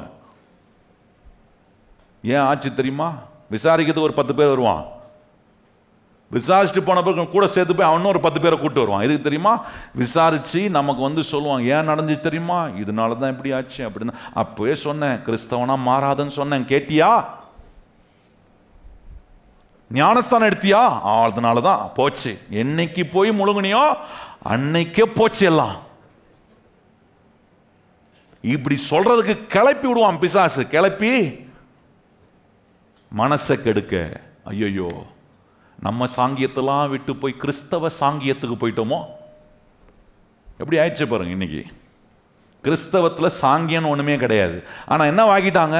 நம்ம சாங்கியத்தெல்லாம் விட்டுட்டு கிறிஸ்தவ சாங்கியத்துக்கு வந்துட்டு. எங்க இருந்துச்சு அந்த சாங்கியம்? எங்க இருக்குங்க கிறிஸ்தவத்துல சாங்கியம்? மனுஷன் தேவனுடைய வார்த்தைக்கு எதிராக யோசிக்கிறான் பாருங்க, அதான் எல்லாம் சாங்கியமும் எல்லாம் பாரம்பரியமும். அதான் கேட்கிறாரு, உங்க மனுஷனுடைய பாரம்பரியத்தை பின்பற்றுவதை சொல்வதில் கவனமா இருந்தீங்களே. ஆசாரியரை பார்த்து கேட்கிறாரு. நான் சொல்றேன், ஊழியக்காரன் விசுவாசிகளை கத்தர் கணக்கு கேட்கறத காட்டிலும் ஊழியக்காரன் அதிகமா கணக்கு கேட்பார். நான் உன் கையில ஒரு மந்தையை கொடுத்தனே, உன்னை ஒரு மெய்ப்பனா வச்சிருந்தனே, அவர்களுக்கு என் ஆசீர்வாதத்தை சொன்னியா? ஏன் அவர்களை நான் ஆசீர்வதிக்க விரும்புறேன், அவர்களே ஆசீர்வாதமா இருக்கணும் என்பதை சொல்லி கொடுத்தியா? இதெல்லாம் சொல்றதே இல்லை. கத்தர் உன்னை அடிப்பாரு, உடைப்பாரு. நல்லா கவனிங்க. நான் சொல்லுவேன், கர்த்தர் நம்மளை அடிக்கிறவர் இல்லை, நம்மளை உருவாக்குறவர். கையை வச்சு சொல்லுங்க, நம்முடைய ஆண்டவர் யாரு? பக்கத்தில் பார்த்து சொல்லுங்க, உங்களை கர்த்தர் அருமையா உருவாக்குறவர். வேதனையை கொடுத்து உருவாக்குறவரா? நிறைய கிறிஸ்தவம் வேதனையை கொடுத்து அவனுக்கு ஒரு பாடம் கற்றுக் கொடுத்து, அது மனுஷன் தான் சொல்லுவான், படு உனக்கு ஒரு பாடம் கற்றுக்கிட்டா தான் வாழ்க்கையில் அந்த தப்பு என்ன பண்ண மாட்டேன். பார்த்தீங்களா, நம்மளாம் எல்லாம் சொல்லியிருக்கிறோம். ஒரு பாடத்தை கற்றுக் கொடுத்து தான் ஒன்று, அப்போ தான் கத்தர் இது, அதுக்கப்புறம் நான் தவற செய்ய மாட்டேன். அந்த காலத்தில் கொடுமையான பெற்றோர் இருப்பாங்க. எப்படின்னா சூடு வைப்பாங்க, பார்த்துருக்கீங்களா? சூடு வாங்கியிருக்கிறவங்க யாரா இருக்கீங்களா? சூடு வைப்பாங்க. அப்படி என்ன சொல்லுவாங்க, இந்த சூடை வச்சு அடுத்த முறை நீ தப்பு செய்யும் போது அந்த சூடுனால உண்டான காயம் இருக்கு பத்தியா, அந்த காயத்தை பார்க்கணும். அடுத்த முறை என்ன பண்ணக்கூடாது, ஒரு காயம் வாங்கணும் 10 காயம் வாங்கியிருப்பான் லைனா. நல்லா கவனிச்சு பாருங்க. அதல்ல, உங்களை சுட்டு சுட்டு உங்களுக்கு பாடம் கற்றுக் கொடுக்கணும்னா சுடாத இடம் ஒண்ணுமே இருக்காது. வாய் உள்ள சுடும், காதுக்குள்ள சுடும், எல்லாமே சுட்டு தீஞ்சி போன மாதிரி தான் இருப்போம் நம்ம.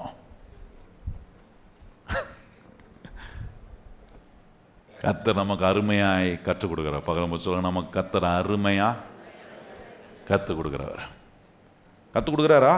ஞாயிற்றுக்கிழமை வந்தா இங்க வெளிப்பா இருந்தீங்கன்னா கற்றுக்கிட்டீங்க. அப்படியே 3ஆவது வானத்து போயிருந்தீங்கன்னா அங்கே எதுவும் கற்றுக்க மாட்டீங்க.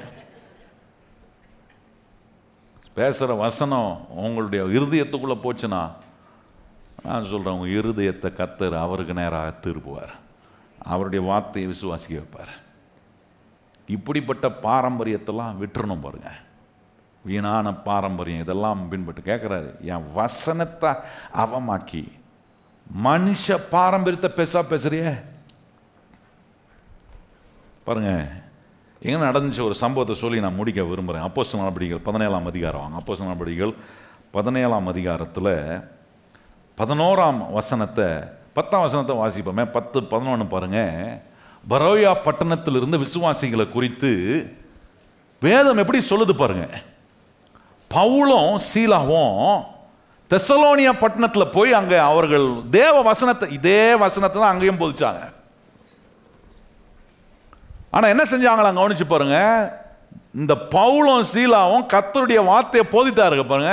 போதித்தவர்களை இந்த பவுலையும் சீலாவையும் கொல்றதுக்கான, அடித்து அவர்களை கொன்னு போடணுன்றதுக்கான திட்டத்தை போடுறான். பேசின கர்த்தருடைய வசனத்தை கொஞ்சம் எடுத்து நிதானித்து ஆராய்ந்து சொல்லப்பட்டிருக்கிறதெல்லாம் உண்மைதானா, இதான் நிஜமா, இந்த நிஜத்தின்படி நம்ம வாழ்றோமா என்பதை சிந்திக்க வேண்டிய ஒரு மக்கள் கேட்ட உடனே அந்த வசனத்தை போதித்த பவுலையும் சீலாவையும் அடித்து கொல்லணும்னு பிளான் பண்ணாங்க. அங்கிருந்து அவர்கள் காப்பாற்றப்பட்டு பெரோயா பட்டணத்துக்கு வரார்கள். பெரோயா பட்டணத்துக்கு வந்து பெரோயா பட்டணத்தில் உள்ள விசுவாசிகளுக்கு அவங்க போதிக்கிறாங்க பாருங்க. 11ஆம் வசனம் வாசிப்போமா? அதுதான் 10ஆம் வசனத்தில் இருக்கு. 11ஆம் வசனம் பாருங்க.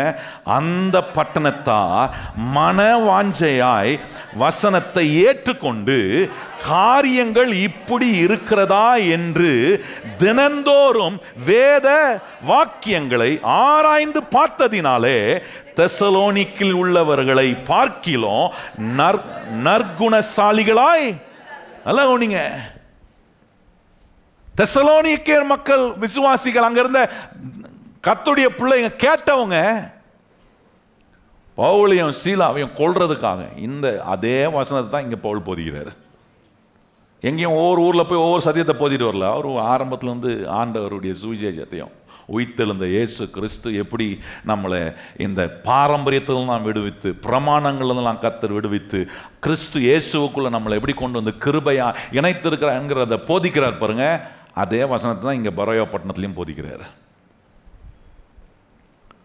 இவங்க உட்கார்ந்து வேதம் சொல்லுது, அவங்க என்ன பண்ணாங்க, எனக்கு ஞாபகம் இருக்குது, சொல்லும் போது தான் ஞாபகம் வருது பாருங்க. நான் சின்ன பையனாக இருந்தபோது நிறைய நேரம் அந்த பைபிளை திறந்து நிறைய படிப்பேன் பாருங்க. நிறைய படிக்கும்போது சிலர் வசனங்களில் சொல்கிறது ஒன்றா இருக்கும், ஆனால் நம்ம வாசிக்கிறது வேற மாதிரி இருக்கும். போதித்தவங்க வேற மாதிரி சொல்லியிருப்பாங்க.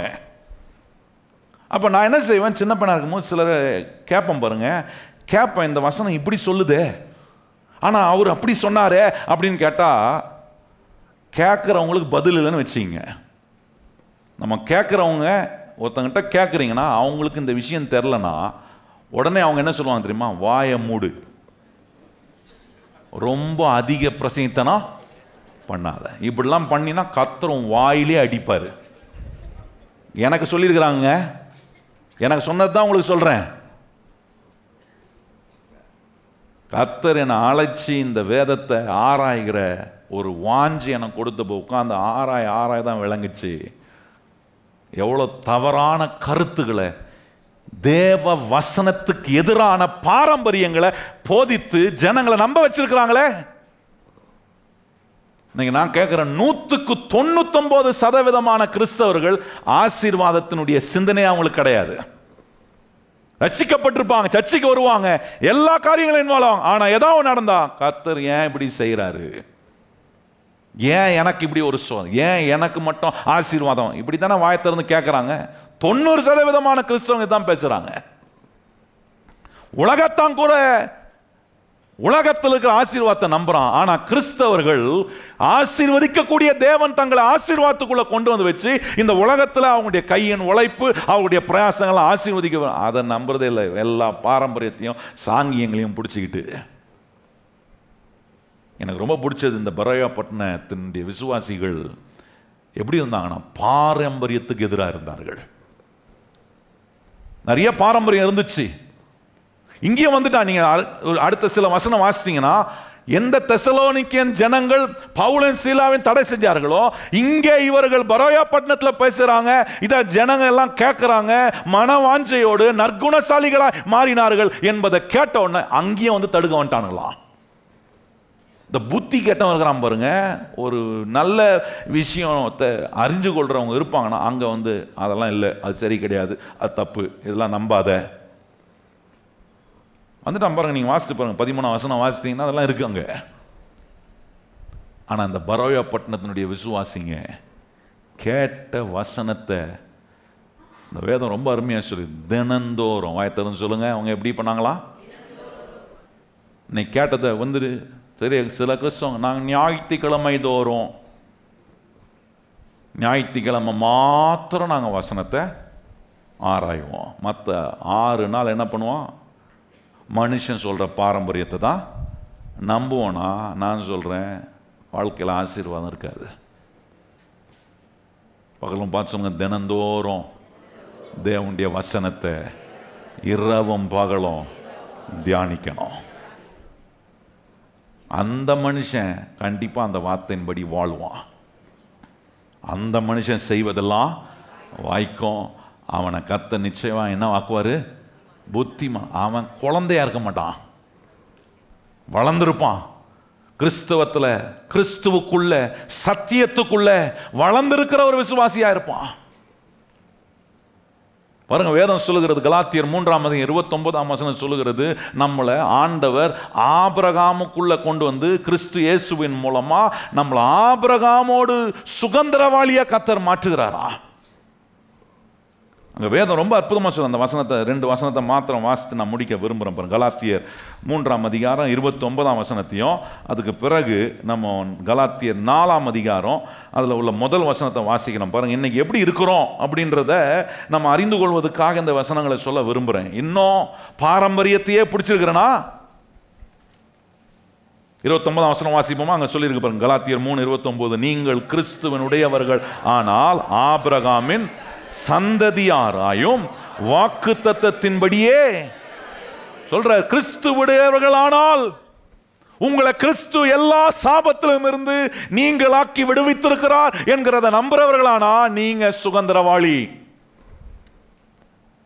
ஆனா அடுத்த வசனம் சொல்றாரு, நீ சுதந்திரவாளின்னு இருந்தோம், நீ இன்னும் குழந்தையா இருந்தீனா இன்னும் நீ அடிமையா தான் இருக்கிற.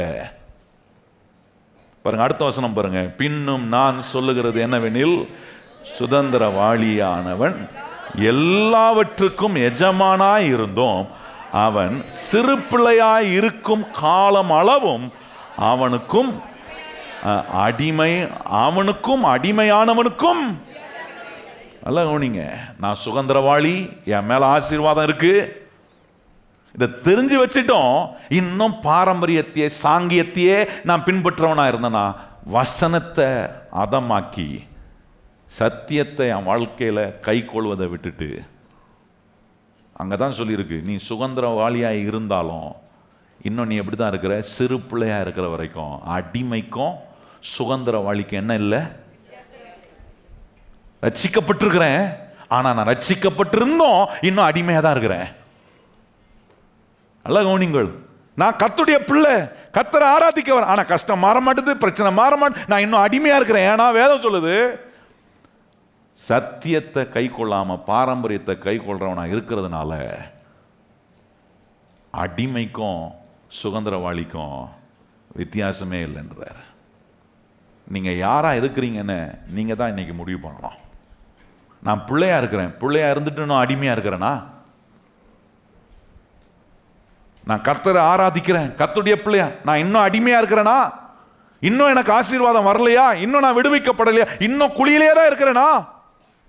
என் குழியிலே இருக்கிறத என் ஆண்டவர் பார்த்துட்டே இருக்கிறாரா? அதிலே இருக்கதா என் ஆண்டவர் விரும்புவாரா?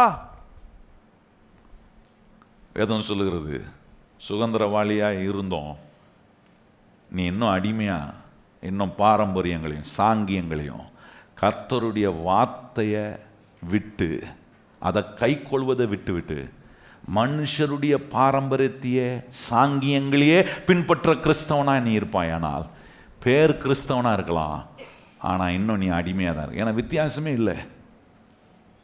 ஒரு சிறு பிள்ளையா இருக்கிற அவன் கையில எல்லாம் இருந்தோம், அவனுக்கு ஒன்றும் அருமை தெரிய போறது இல்லையே. ஒரு குழந்தை கையில கொண்டு போய் ஒரு 500 ரூபாய் கொடுத்தீங்கன்னா அந்த குழந்தை டர்ன்னு கிழிச்சிரும். கிழிக்குமா? அட பாவி, இந்த 500 ரூபாய் வாங்குறதுக்கு கஷ்டப்படுறதுக்கு நான் எவ்வளோ கஷ்டப்பட்டேன், நீ அசால்ட்டா கிழிக்கிற. நீங்க அப்படி சொன்னாங்க, சிரிச்சுக்கிட்டே இன்னொரு வாடி கிழிப்பான். ஏன்னா அவன் சிறு பிள்ளை, அவனுக்கு என்ன தெரியாது? அந்த 500 ரூபாவுடைய வேல்யூ. நிறைய கிறிஸ்தவங்க அவங்க ஆசீர்வதிக்கப்பட்டிருக்கிறவருடைய வேல்யூ தெரியாம, அதான் பேதுரு சொல்றாரு, நீங்கள் ஆசீர்வதிக்கப்பட்டவர்கள் என்பதை அறிந்து, அதற்கென்று அழைக்கப்பட்டிருக்கிறவர்கள் என்பதை அறிந்து வாயை திறந்து ஆசீர்வாதத்தை பேசுங்க. இன்னொருத்தர் ஆசீர்வதிங்க. எதுக்கு அழைக்கப்பட்டிருக்கிறேன்? இப்படியே சாபத்தில் இப்படியே அடிமையா இருப்பதுக்குள்ள. நான் கர்த்தரால் ஆசீர்வதிக்கப்பட்டோம். கையை வச்சு, நான் யாரால் ஆசீர்வதிக்கப்பட்டிருக்கிறேன்? ஏதாவது பாரம்பரியம் இருக்கா? ஏதாவது எங்கே இருக்கோம்? ஓரத்தில் ஒட்டிகிட்டு இருக்கோம் சில பாரம்பரியம், சில சாங்கியங்கள். சும்மா வாயில சொல்லிடு, ஒன்றும் செய்யலாலும் அதான் சொன்னா பாருங்க, அந்த ஆசை கோர்பான் என்னும் காணிக்கைய கொடுக்குறேன்னு சொல்லிடு, சொன்னா போதும். அதுக்கப்புறம் செய்யலையோ அதை பத்தி கவலை இல்லை. இன்னைக்கு நிறைய பேர் அப்படித்தான், வாய் நிறைய வாய் கிளிய சொல்லுவாங்க, வாய் கிளிய பேசுவார் இவரு. ஆனா வாழ்க்கையில் என்ன இருக்காது? செயல்ல. அந்த செயலில் கொண்டு வர்றதுக்கு அதுக்கு ஒரு காரணம் எழுப்புவாங்க. அதுக்கு எவனா ஒருத்தன் வீடியோ பேசியிருப்பான் பாருங்க, அந்த யூடியூப் வீடியோ பார்த்துட்டு கரெக்டாக சொல்கிறான், நம்ம பாஸ்ட் வேற மாதிரி சொல்கிறாரு.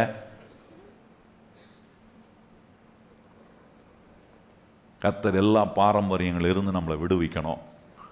சாங்கியங்களெல்லாம் விடுவீங்க. கிறிஸ்தவ மக்களாக மாறிட்டு இன்னும் சாங்கியத்தை பின்பற்றுறீங்களா? ஒரு பூடியை கொண்டு போய் காக்காக்கு வைப்பாங்க சாப்பாடு, பார்த்துறீங்களா?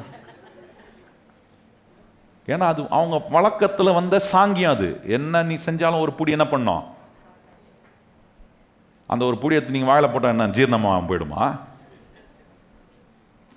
கொண்டு போய் அப்படி வச்சுட்டு, எனக்கு தெரியும் பெரம்பூரில் ஒரு விசுவாசி இருந்தாங்க பாருங்க. அந்த அம்மா கடைசி வரைக்கும் தான் நல்ல சகோதரி. ஆனால் உண்மையால கர்த்தரின் ஆசீர்வாதத்தை அனுபவிக்க முடியல. ஏன் அனுபவிக்க முடியலன்னா, நான் கண்ணால் பார்த்துருக்குறேன். நல்லா சமைப்பாங்க. மீன் குழம்புனா அவங்கள மாதிரி வைக்கவே முடியாது. மீன் குழம்பு வச்சுட்டு எங்கள் அம்மா கொண்டு வந்து அவங்க எப்பவுமே கொடுப்பாங்க. அவங்க கொண்டு வந்து கொடுப்பாங்க பாருங்க. அந்த மீன் குழம்பை சாப்பிட்டா இன்னைக்கு வரைக்கும் அதை யோசித்தாலே நாக்கில் ருசி இருக்குது. அந்த மாதிரி அருமையான மீன் குழம்பு வைப்பாங்க. ஆனால் எல்லாம் செஞ்சுட்டு சாப்பிட்டு குழம்பு விட்டு பிசைஞ்சு என்ன பண்ணுவாங்க, ஃபஸ்ட்டு கொண்டு போய் பிசைஞ்சு உட்காந்துருக்கிறவங்க எலும்பி கொண்டு போய் வெளியே கொண்டு போய் ஒரு புடியை அவங்க வீட்டு மேலே இருக்கிற ஒரு திண்ணையில் வைப்பாங்க. அப்படியே நான் ஒரு முறை கேட்டேன். நாங்கள் சின்ன பையனில் ரொம்ப உரிமையாக பேசுவோம் பாருங்கள், பழைய ஆட்கள் இருந்ததுனால நல்லா உரிமையாக பேசுவோம். அவங்கள்ட்ட கேட்டேன், என்ன பண்ணுறீங்க நீங்கள் அப்படின்னு. இல்லை நம்ம சாப்பிட்றதுக்கு முன்னாடி அது சாப்பிட்டா தான் நம்ம நல்லா இருக்கும். நாங்கள் ஒன்று நீங்களே நல்லா இல்லை, அது சாப்பிட்டதுக்கு மேலே நீங்கள் நல்லா ஆகிறதுக்கு என்ன இருக்குது? அதெல்லாம் பாருங்கள், இதெல்லாம் பார்த்துருக்குறேன் சின்ன வயசுல. இதெல்லாம் பார்த்து இந்த மாதிரி கிறிஸ்தவங்க கர்த்தரை நம்புறவங்க, ஆனாலும் இந்த மாதிரி பாரம்பரியத்தை பிடிச்சிக்கிட்டு இது மாதிரி நான் சொன்ன உதாரணம் இல்லாமல் வேற ஏதாவது ரகசியமாக செய்கிறீங்களா? எங்கேயாவது சூடு வச்சிருப்பாரு, வேற எங்கேயாவது ரகசியமாக இருக்கா செக் பண்ணுங்க. இதெல்லாம் குழந்தை பிறந்துச்சுன்னா குழந்தைக்கு பண்ணுவாங்க பாருங்க. ஐயோ இவங்க பண்ணுற பாடு இருக்க. எங்கேயாவது போய் மையம் வாங்கிட்டு வந்துடுறது, வாங்கிட்டு வந்து எப்படியாவது இந்த பிள்ளைக்கு நான் வைக்கிறேன்னா இல்லையான்னு பாரு. வைக்க விடலனா கூட நீங்கள் கண்ணு சிமிட்டு நேரத்தில் தடவிட்டு போயிடுவாங்க. அப்படி தடவன மை தடவன அம்மாவாணி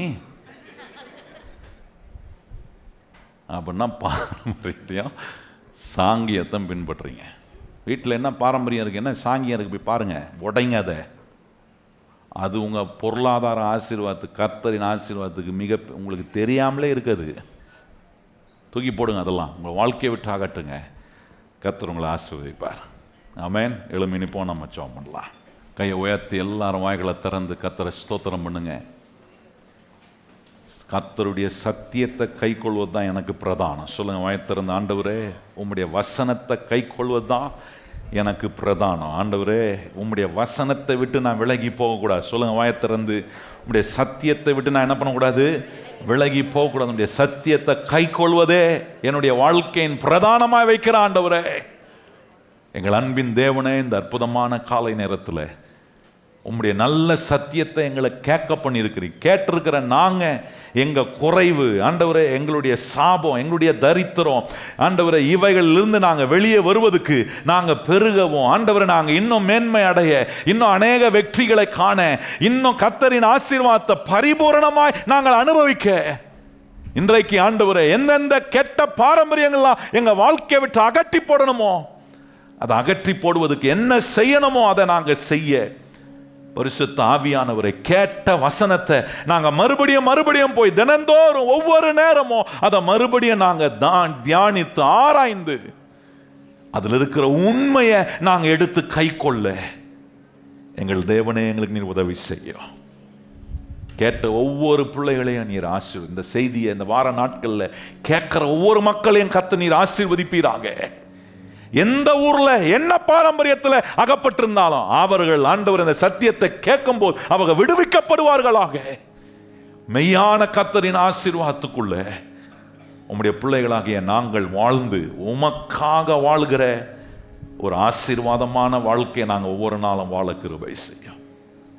இயேசு கிறிஸ்துவின் நாமத்தில் ஜெபிக்கிறோம் எங்கள் நல்ல பிதாவே, ஆமென். இப்பொழுது நம்முடைய கர்த்தராகிய இயேசு கிறிஸ்துவினுடைய கிருபையும் பிதாவாகிய தேவனுடைய அன்பும் பரிசுத்த ஆவியானவருடைய அந்யோன்ய ஐக்கியமும் இன்றும் என்றும் சதா காலங்களிலும் நம் அனைவருடன் நிலைத்திருப்பதாக. ஆமென். எல்லாரும் இணைந்து சொல்லுவோம், என் ஆத்துமாவே கர்த்தரை ஸ்தோத்திரி, என் முழு உள்ளமே பரிசுத்த நாமத்தை ஸ்தோத்திரி. என் ஆத்துமாவே கர்த்தரை ஸ்தோத்திரி, கர்த்தர் செய்த சகல உபகாரங்களையும் மறவாதே.